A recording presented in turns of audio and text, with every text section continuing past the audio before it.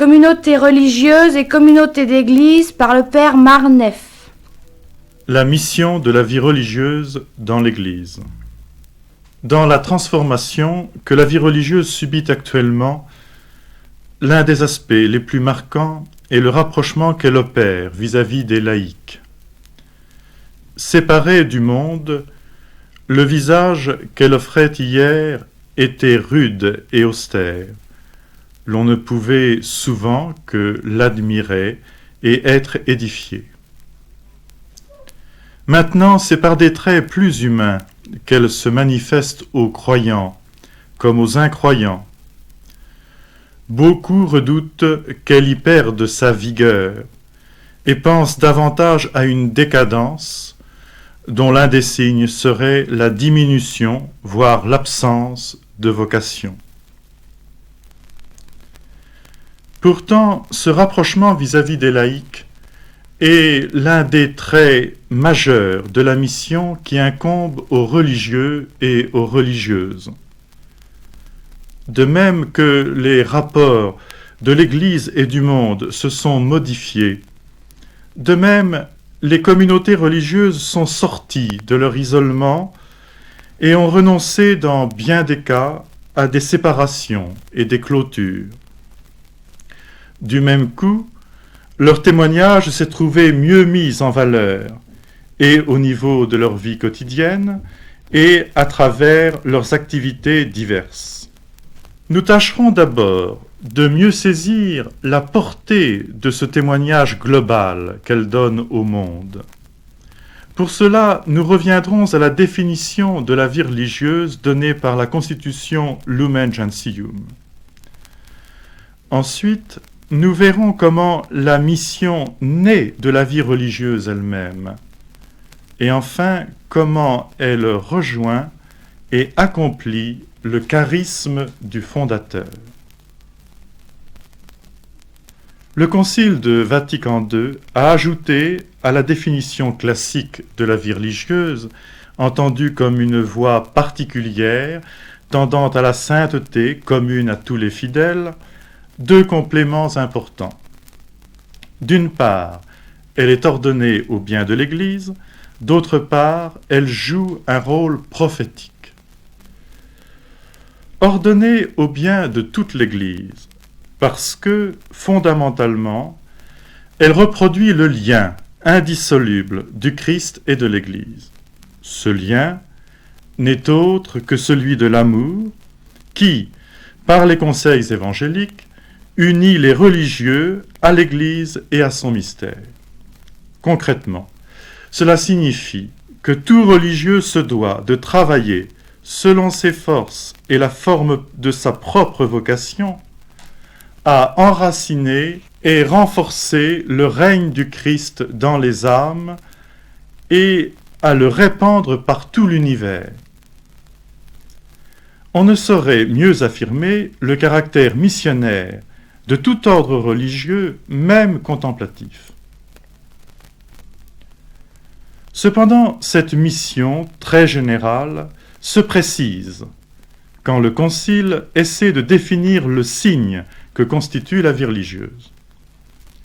Celle-ci manifeste les biens célestes déjà présents en ce monde, en témoignant d'une vie nouvelle et éternelle acquise par la rédemption du Christ.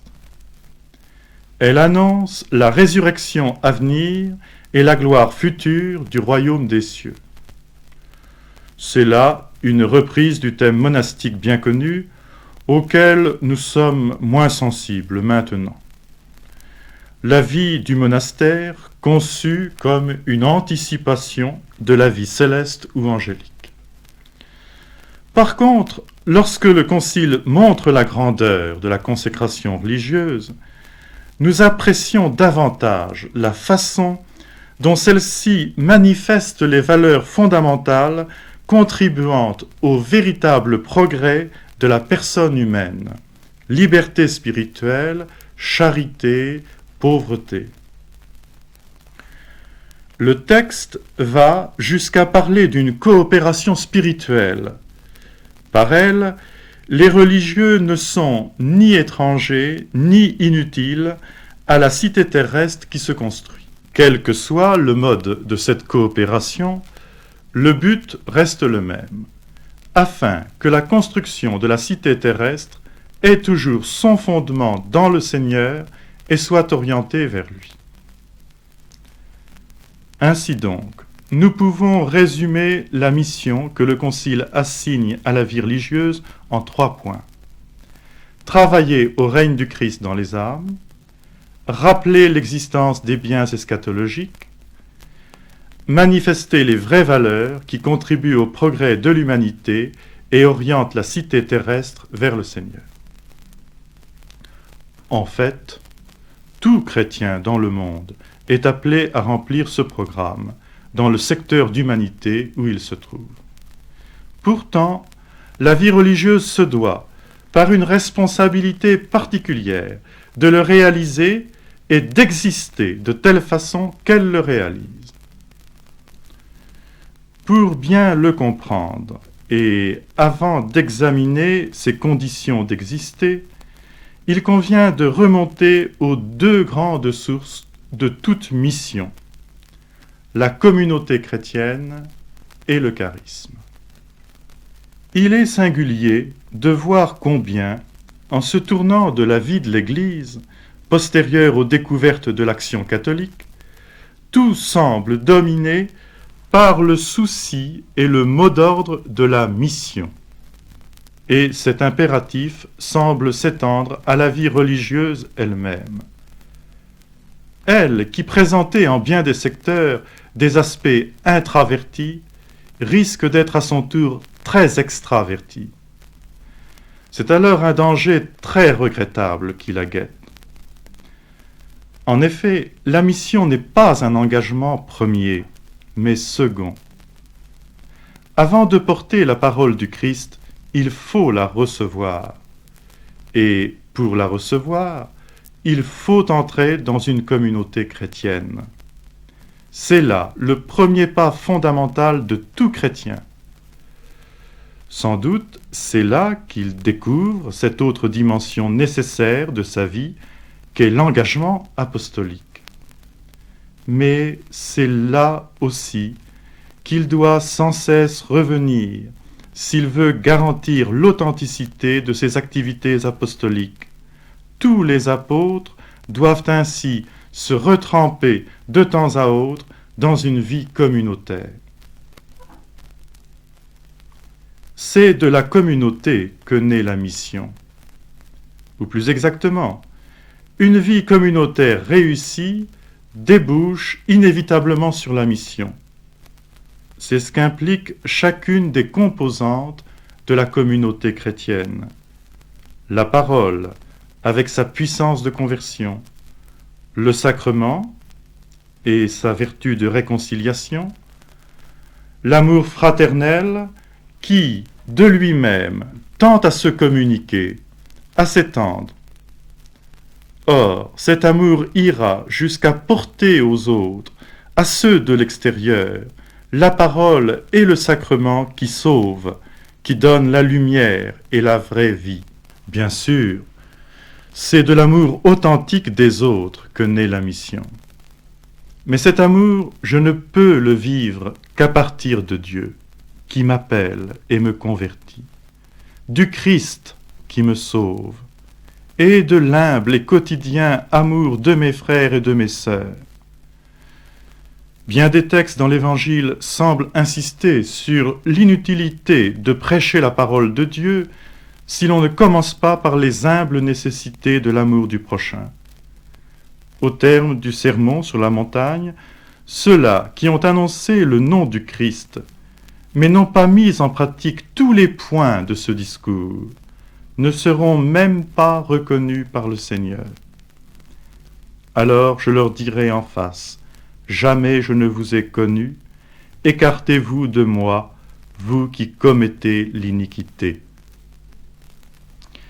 Et le lavement des pieds, qui s'adresse aux apôtres comme tel, est conclu par cette exhortation du Christ, « Vous m'appelez Maître et Seigneur, et vous avez raison, car je le suis.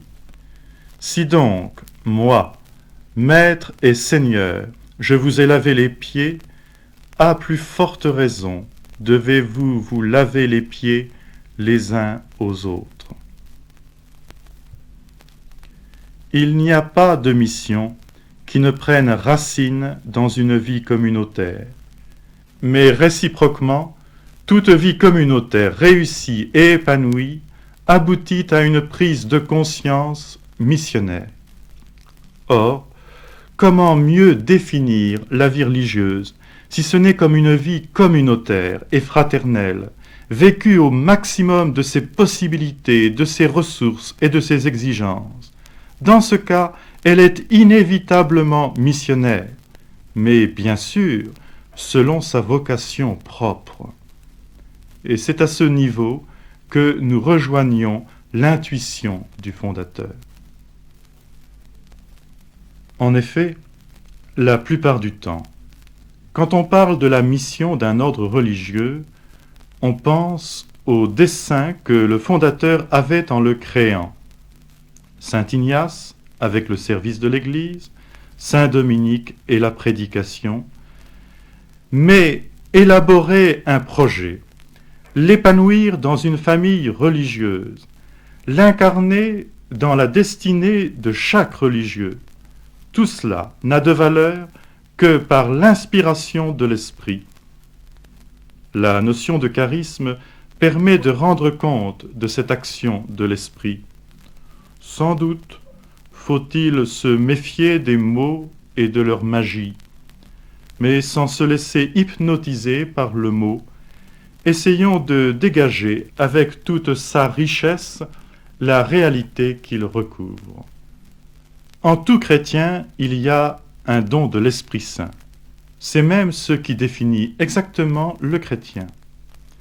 À côté de ce don qui nous est fait par le Christ ressuscité, il existe une grâce donnée gratuitement, appelée charisme, relevant aussi de l'activité de l'esprit, non plus au profit de la personne, mais en vue de la construction de l'Église ou de la communauté chrétienne.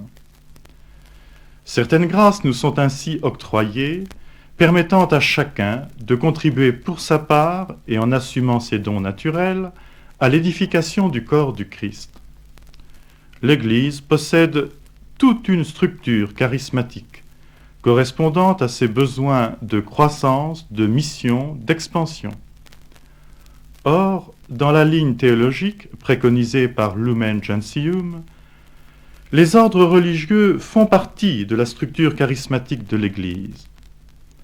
De même que les charismes sont octroyés à chaque chrétien pour participer à la vie de sa communauté, de même l'Esprit Saint agit en chaque religieux, ainsi qu'au niveau collectif de la communauté, et les oriente selon des grâces adaptées vers leurs fins spécifiques au bénéfice de toute l'Église. C'est ce qu'un théologien a appelé le charisme institutionnel. La vocation propre de chaque ordre n'est donc pas seulement un idéal bien défini par le fondateur et enregistré par la règle et les constitutions, mais elle est portée par l'Esprit Saint qui nous unifie. Sans doute, la règle constitue une référence fondamentale nécessaire à l'unité, mais celle-ci est principalement l'œuvre de l'Esprit du Christ ressuscité, et se fait non seulement par la charité du Christ répandue dans nos cœurs, mais selon un type spécifique propre à chaque congrégation. Par exemple, les religieuses enseignantes ne sont pas des institutrices pieuses qui ont une part de leur vie enseignante et l'autre religieuse.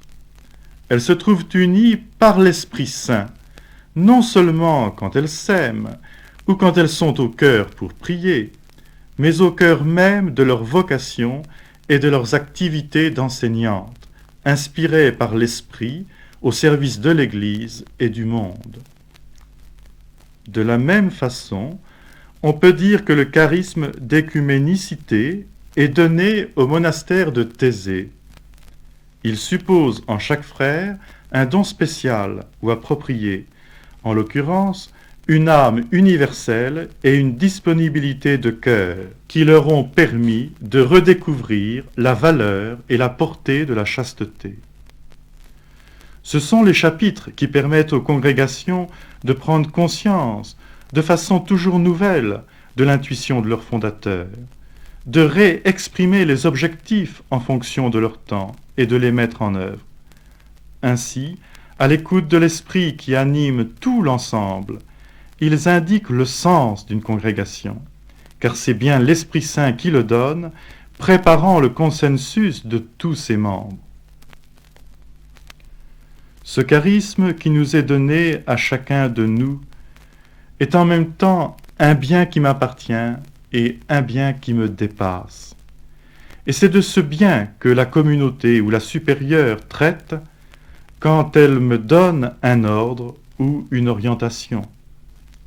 L'autorité, comme l'obéissance, doivent se comprendre de plus en plus en fonction du charisme et comme une façon authentique de le vivre.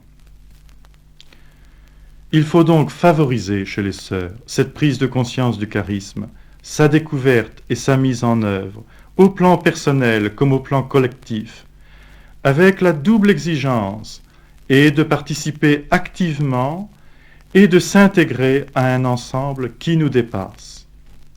Ce dépassement sera à l'origine non seulement de la modestie, mais aussi du respect du charisme de chacun et des diverses instances de la vie fraternelle. En conclusion, vous percevez mieux, j'espère, le rôle de la vie religieuse dans l'Église et comment sa mission résulte à la fois et de ce qu'elle est, et de sa réussite intrinsèque, si je puis dire, et de l'intuition du fondateur, toujours portée par l'Esprit Saint, et vécue à travers les activités spécifiques de l'ordre ou de la congrégation. Il faudrait encore étudier maintenant comment se vit concrètement cette mission et surtout comment elle s'agence profondément à l'essentiel de la vie religieuse et à la vie de la communauté.